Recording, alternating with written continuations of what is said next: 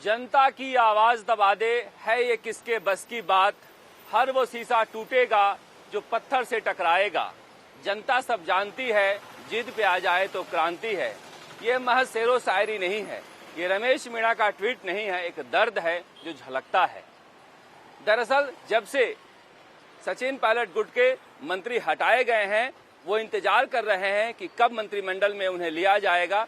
जिस तरह से उन्हें दरकिनार कर रखा गया है, सब्र का बांध उनका छलकने लगा है।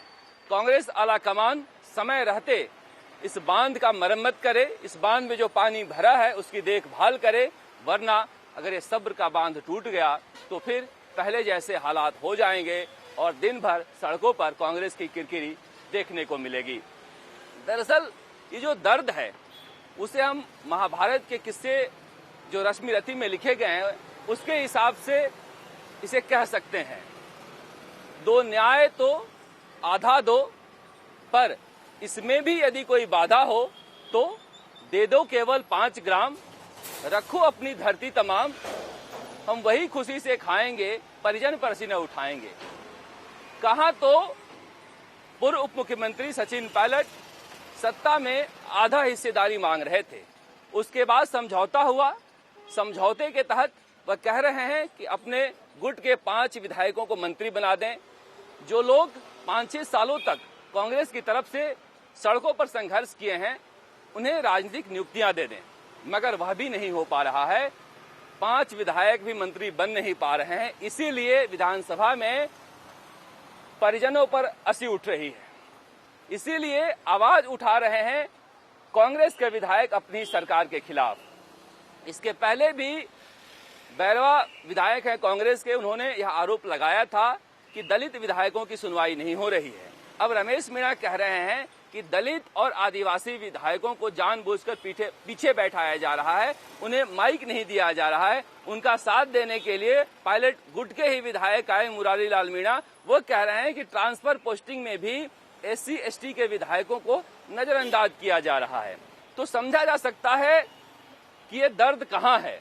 दवा भले ही विधानसभा में खोज रहे हो, लेकिन जिस तरह से उन्हें किनारे लगाकर रखा गया है, लगातार घुट घुट कर अपमान का घूंट वो पी रहे हैं, इसी वजह से उनका गुस्सा इस तरह से निकल रहा है।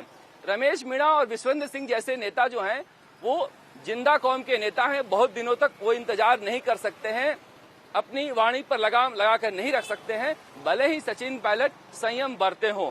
जिस तरह से सचिन पायलट आए वहां से और कांग्रेस आलाकमान ने कहा था कि सब कुछ ठीक हो जाएगा, सुनवाई करने के लिए 4 लोगों की कमेटी बनाई गई थी, मगर मुख्यमंत्री अशोक गहलोत अब पहले जैसे नहीं रहे। ये बात कहने पर उन्हें बुरा लग जाता है, मगर कांग्रेस आलाकमान की वो इज्जत करना कब का भूल चुके हैं, उनकी बातें नहीं मान रहे हैं, वो अपनी बातें समझा आते हैं और कांग्रेस आलाकमान के पास इतनी ताकत नहीं है कि उन्हें आदेश दे। इसीलिए सारा समझौता तार तार हो गया है और जो देखने को मिल रहा है ये तो अभी शुरुआत हुई है। अगर नहीं संभाला गया तो ये लड़ाई लंबी जाएगी। ये पायलट गुट के सभी विधायकों की हालत यही है। उनका कहना है कि मंत्री सुनवाई नहीं करता, मुख्यमंत्री सुनवाई नहीं करते, कब तक इंतजार करें। ये जल्दी से जल्दी कोई सुनवाई चाहते हैं और इसी लिहाज से जो कुछ हो रहा है उसे समझा जाना चाहिए। देखिए, कांग्रेस आला कमान के बस में बहुत कुछ है नहीं, ये पहले भी मैं कह चुका हूं। आपको याद होगा, मुख्यमंत्री अशोक गहलोत और उप मुख्यमंत्री सचिन पायलट दोनों ने शपथ लिया था अल्बर्ट हॉल के सामने।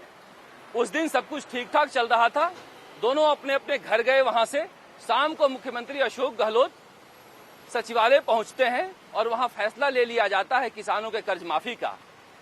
अशोक गहलोत तक पत्रकार पहुंचते नहीं हैं, सभी लोग सचिन पायलट को फोन करते हैं और सचिन पायलट टीवी का रिमोट खोजते हैं यह जानने के लिए कि फैसला क्या किया गया है।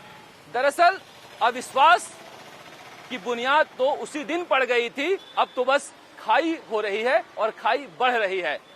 क्या अच्छा होता कि कांग्रेस का अध्यक्ष सचिन पायलट, कांग्रेस पार्टी से राजस्थान का उप मुख्यमंत्री सचिन पायलट, मुख्यमंत्री अशोक गहलोत के साथ मिलकर किसानों के कर्ज माफी पर फैसला लेते, वो तस्वीर कितनी अच्छी होती।